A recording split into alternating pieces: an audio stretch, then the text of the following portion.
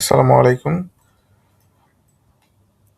আজকের এই ভিডিওটি এডুকেশনাল পারপাসে তৈরি করা। এটা কোনো বাই সেল সাজেশন নয়। আপনারা শেয়ার বাজারে জেনে বুঝে বিনিয়োগ করবেন। কারণ শেয়ার বাজার বিনিয়োগ বেশ ঝুঁকিপূর্ণ।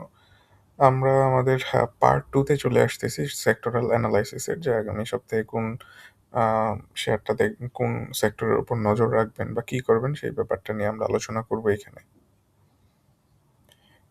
পার্ট 1 এ আমরা ইন্স্যুরেন্স পর্যন্ত আলোচনা করেছিলাম। আমরা এখন আইটি সেক্টরে দেখতেছি আইটি সেক্টরের কি অবস্থা। একটা হিউজ মুভমেন্ট আসছে আইটি সেক্টরে। আ খুবই স্ট্রং ৳৩০ থেকে প্রায় ৳৫০ হয়ে গেছে আইটি সেক্টর এবং এই মুভমেন্টটার ধারণা ছিল ৪৭ এ গিয়ে থামবে। বাট সেটা মোমেন্টাম থেকে স্মুথ একটা মোমেন্টাম পেয়ে প্রায় ৫০ হয়ে গেছে এবং মানি ফ্লোর দিক থেকেও বিবেচনা করলে খুবই ভালো সিচুয়েশনে আছে। সো বর্তমানে যেই রেজিস্ট্যান্সটা ছিল আ ৳৪৭ লেভেলে এটা এখন হচ্ছে সাপোর্ট হিসেবে কাজ করবে। ৳৫০ থেকে কিছুটা কমলেও হয়তো ৳৪৭-৳৪৮ য় এসে এটা আবার উপরের দিকে যাবে এবং এটার আ নেক্সট টার্গেটটা আমি দেখতেছি হয়তো প্রায় ৳৬০ পর্যন্ত চলে যেতে পারে। তবে একটু সময় নিবে এই জিনিসগুলা। সময় নিবে ইন a সেন্স যে এটা হয়তো এখান থেকে সাপোর্ট পাবে তারপরে হয়তো উপরের দিকে যাবে। তো নজর রাখতে পারেন আইটি সেক্টরের দিকে কারণ এটাতে বেশ ভালো মানি ফ্লো আছে বর্তমানে।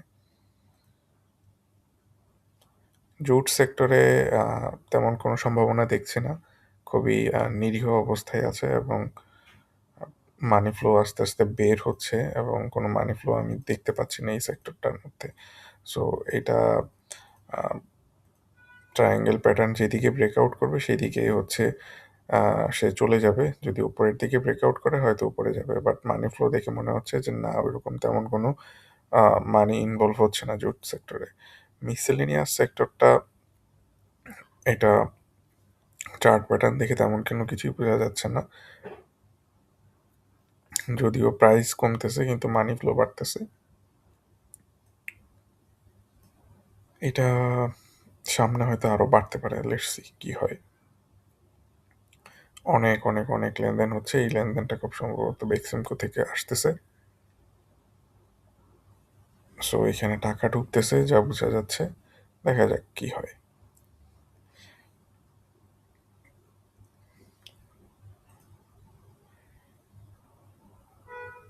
মিউচুয়াল ফান্ড মিউচুয়াল ফান্ড যদিও বাড়তেছে, তবে একটা ডাউন ট্রেন্ড লাইন দেখতে পাচ্ছি স্পষ্ট। এই ডাউন ট্রেন্ড লাইনে এসে সে হিট করছে এবং হিট করার পরে আ বেয়ারিশ ক্যান্ডেল শো করতেছে। ডোজি ক্যান্ডেল শো করতেছে ডাউন ট্রেন্ড লাইন থেকে। এইটা প্রবলেমেটিক। মিউচুয়াল ফান্ড থেকে আপনাদের যেই প্রফিটগুলা আছে সেগুলা বের করে নিতে পারেন আপনারা। পেপার অ্যান্ড প্রিন্টিং একটা দারুণ ব্রেকআউট দিয়েছে বলবো। ব্রেকআউটটা স্মুথ ব্রেকআউট ছিল। তো সামনে একটু বাড়তে পারে। মানি ফ্লো সেই ইঙ্গিতই দিচ্ছে। মোটামুটি আপনার সব সেক্টরই দেখেন আপনারা আ বাড়তেছে, ভালো করতেছে। শুধুমাত্র যেগুলাতে একটু নেগেটিভ আছে সেইগুলা থেকে দূরে থাকবেন। যেমন এই পেপার অ্যান্ড প্রিন্টিং এও বেশ ভালো লেভেলের বৃদ্ধি আসছে আজকে। কিছুটা আগামী দিন স্লো দেখতে পারেন। আমি এটাকে ডাউন ট্রেন্ড লাইন বলব না ট্রায়াঙ্গেল প্যাটার্ন বলব। যেটাই বলি না কেন বাড়ছে। এই ধরনের প্যাটার্নগুলো নরমালি একটু পরে সাপোর্ট নিয়ে তারপরে বেড়ে যাবে। বর্তমানে ৳৯৯ য় আছে। এটা হয়তো ৳১০৯, ৳১১০ য় চলে যাবে। ১০% এর মতো একটা জাম্প দিবে এই শেয়ারগুলো। সেক্টরাল মানে সেক্টরাল শেয়ারটা কিন্তু এইটা যে শেয়ারগুলো আছে এগুলাতে হয়তো ২০-৩০% ও প্রফিট পেয়ে যেতে পারেন। খুব ভালো একটা ব্রেকআউট হয়েছে এই শেয়ারটা এবং অনেক পরে দেখলাম যে এই শেয়ার মানে এই সেক্টরে একটা ব্রেকআউট। নরমালি সেক্টরাল ব্রেকআউট গুলা খুব ইজিলি আইডেন্টিফাই হয় না মার্কেটে।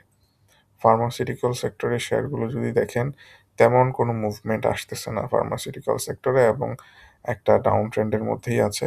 এই ডাউন ট্রেন্ডটা যত না ব্রেকআউট করবে এই পেপার অ্যান্ড প্রিন্টিং এর মতো, আ এই সেক্টরের শেয়ারগুলো কিছুটা বাড়বে, কিছুটা কমবে এরকমই থাকবে। কিন্তু টানা বাড়তে থাকবে না দেখবেন। তবে একটা ট্রায়াঙ্গেল প্যাটার্ন তৈরি করতেছে। এই প্যাটার্নটা ব্রেকআউট করে ফেলবে খুব শীঘ্রই। বেশি বাকি নেই। সো একটু চোখে রাখবেন ফার্মাসিউটিক্যাল হয়তো আরো আ জুলাইয়ের শেষের দিকে বা অগাস্টের দিকে এখানে ব্রেকআউট আমরা দেখতে পারি। সার্ভিস অ্যান্ড রিয়েল এস্টেট এইটা অনেক উপরে চলে গেছে। এটা মোমেন্টামের কারণে আরো একটু উপরে যেতে পারে। তবে এখান থেকে আস্তে বের হয়ে যাওয়া উচিত সত্যি বলতে।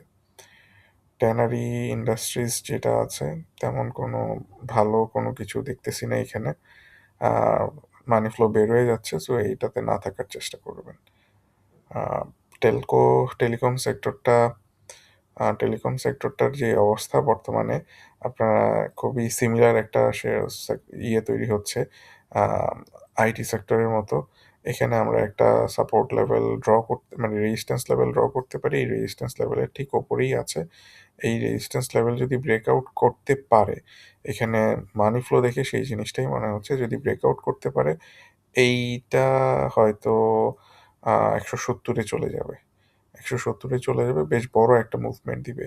সো জিপি, রবি এই শেয়ারগুলা লাইন আপ হচ্ছে যা বুঝতেছি এখানে কিছুটা সময় নিয়ে, স্ট্রেংথ নিয়ে তারপরে হচ্ছে ৳১৭০ লেভেলের দিকে চলে যেতে পারে।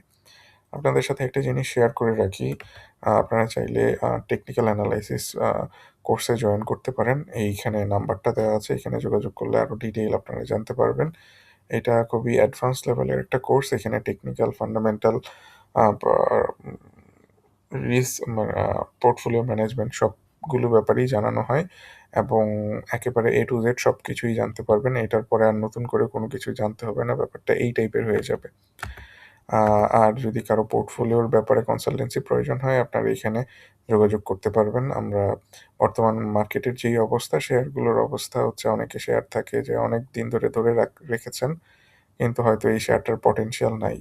বাট ধরে রাখতেছেন। আপনার টাকা কিন্তু আটকে গেছে এবং এটা বেরও হবে না খুব তাড়াতাড়ি। সো এইগুলা থেকে যদি বাঁচতে চান, বর্তমান যেই শেয়ারগুলাতে অনেক ভালো প্রফিট দিচ্ছে, সেইগুলার জন্য যদি আপনার ক্যাশ ফ্রি রাখতে চান, আপনাকে পোর্টফোলিওটা রিব্যালেন্সিং করতে সাহায্য করব ইনশাল্লাহ। আ আচ্ছা এরপরে হচ্ছে আমাদের সেক্টরটা হচ্ছে টেক্সটাইল। টেক্সটাইল নিয়ে তো সেই ১ম থেকেই বলতেছিলাম। টেক্সটাইল আর ইন্সুরেন্স নিয়ে অনেক আগে থেকে বলাবলি হচ্ছিল। আ ৳৪০ ৳৩৯ পর্যন্ত হচ্ছে একটা টার্গেট ছিল। সেই টার্গেটটা বিট করছে। সে টার্গেট বিট করে এখন হচ্ছে আরো উপরের দিকে যাওয়ার চেষ্টা করতেছে। আ ৳৪০ যেই টার্গেটটা সেটা উপর দিকে যাচ্ছে। তবে আমি বলব যে একটু সাবধান হওয়া জরুরি এখন। একটু সাবধান হওয়া জরুরি কারণ খুব বেশি আপ মুভমেন্ট হয়তো আর দেখা যাবে না। ৳৪০ য় আছে, ৳৪১ য় আছে, এটা হয়তো ৳৪৪ পর্যন্ত যাবে। সো এইখানে আপনারা প্রফিট টেক করা শুরু করতে পারেন। আর মানি ফ্লো অনেকটা সেইরকম ইঙ্গিতই দিচ্ছে হয়তো প্রফিট টেক চলতেছে বর্তমানে। সো এই প্রফিট টেকটা ধরে রাখতে পারেন।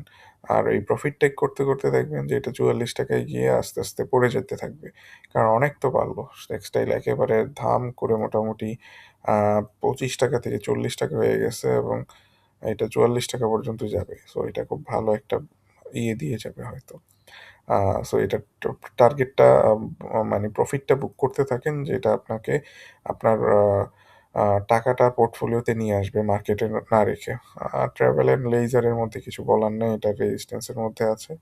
ওইটা মনে হয় না চার্টগুলা ঠিকঠাক আছে। বাট তারপরেও রেজিস্ট্যান্স লেভেলে আছে এবং মানি ফ্লো আস্তে কমে যাচ্ছে। সো এগুলা থেকে দূরে থাকবেন আশা করি। তো এই ছিল আজকের আলোচনা পার্ট 2 তে। আর পার্ট 1 যারা মিস করেছেন তারা দেখে নিতে পারেন চ্যানেলে বা পেইজে গিয়ে। ধন্যবাদ সবাইকে।